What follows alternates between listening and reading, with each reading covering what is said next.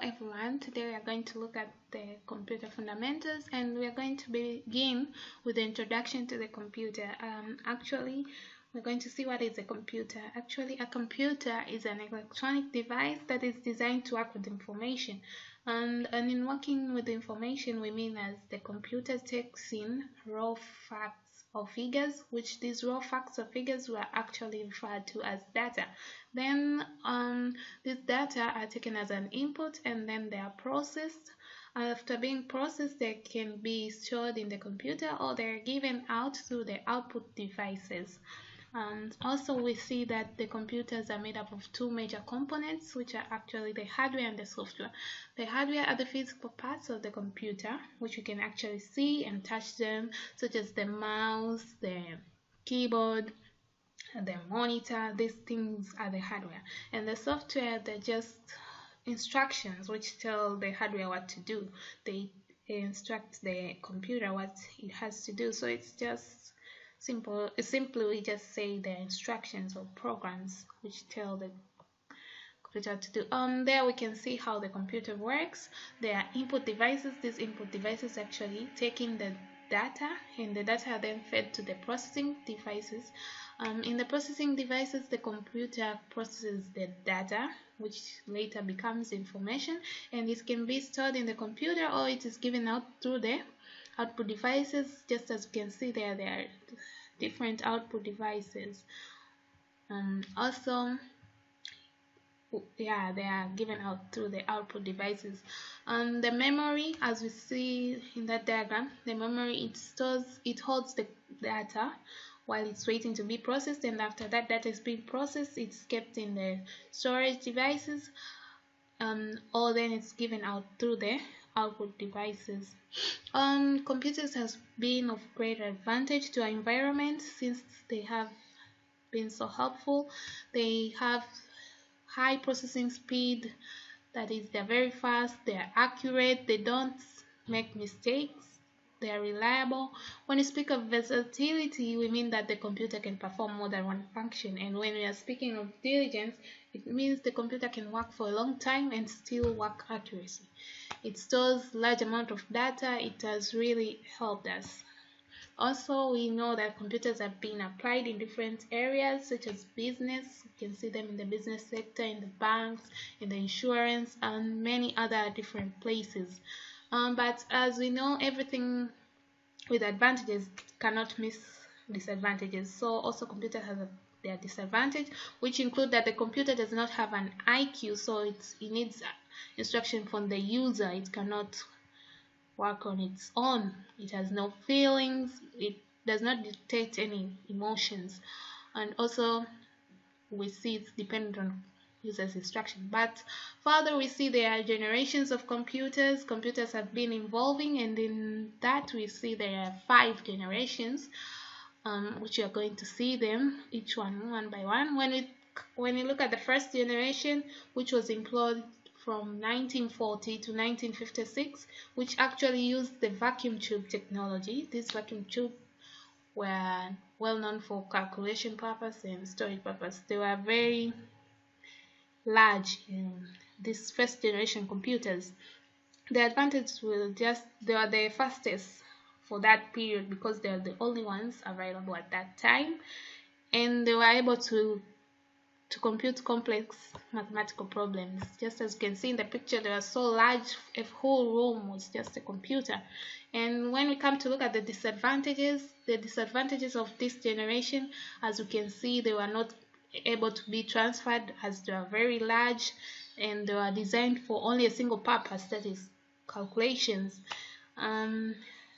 Those are some of the advantages of the disadvantages, of the first generation. When we look at the second generation, it was employed from 1956 to 1963. It actually used the transistors instead of the vacuum tube, and we see the size reduced.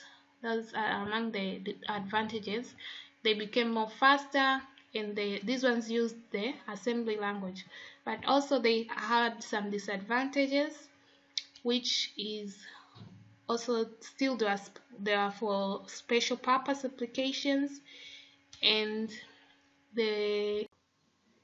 Okay, now we are going to look at the generations of the second generation of the computer. As we see that it was employed from 1956 to 1963, and it actually here they replaced the vacuum tubes with the transistors. As you can see, we're going to see the advantages whereby the size became smaller, and they were the fastest because they are the most improved at that time, and they used the assembly language, but also they had some disadvantages, as still they required to be placed in air conditioned places, and also they were still for special purpose. Those were some of the disadvantages of these computers. But when you look further to the third generation, we see that it was employed from 1964 to 1975, and these actually they tried to use the integrated circuits and the magnetic disks for storage. So there was improvement, and as you can see, the size kept on decreasing. They became smaller, more portable, so it had more advantages compared to the others. They were the fastest computing devices at that time. They were very productive because also the memory increased. They could be transported from one area to the another, and the changes in the language we see also here, they used the high level language, so these were more reliable compared to the other generations. But still, they still had some disadvantages since their cost was very high. They also still needed to be placed in an air conditioned place, and still, though the storage capacity increased, but still it was not enough. When we look further to the fourth generation computers, these were employed from 1975 to 1989. They actually used microprocessor, or in other words, we can say it's the large-scale integration and very large-scale integration technologies. And these were what were referred to as the personal computer. As we see, the size kept on decreasing. This is among the advantages of these computers. They kept on decreasing the size. They were more user friendly, they used less power, so the cost decreased and things like that. Disadvantages, they still had some disadvantages because still the computers depended on the user to give them instructions. They are not intelligent enough, and these chips, they were so complicated, they needed they were complex on installing those chips. When you look at the fifth generation, this was employed from the 1980s to the currently. They used ultra large scale integration. These were larger microprocessors. And as you can see, the size kept on decreasing, and majorly we see there its disadvantages. It was more fast, it was more powerful, and the size decreased. Yeah, so those are some advantages.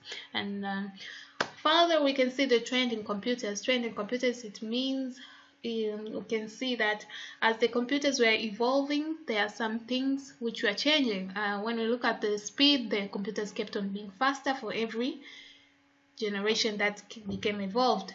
They became smaller, the size reduced, they were less expensive, and they became more reliable. And for every generation, the computers kept on improving. They became more easier to use. Also, we can see these categories in which we can classify the computers. We can classify them based on their operating principles, on the application, or on their size and capabilities. When we speak of operating principles, it means how they work, where we can see there are three types: the analog, the digital, and hybrid. Well, actually the analog, they use continuous signals, and the digital, they just process and store data in digital form, and the hybrid has combined features of both of the analog and digital. When we come to application, there is general purpose and special purpose. General purpose, they work in different environments and can perform more than one function. And special purpose, they just perform a single function. And when we come to size and capabilities, we see there are 5 types. That is embedded, microcomputers, mini computers, mainframe computers, and supercomputers. And when we come to this size and capability, it means they are changing according to their size. They are of different sizes, and also their capacity.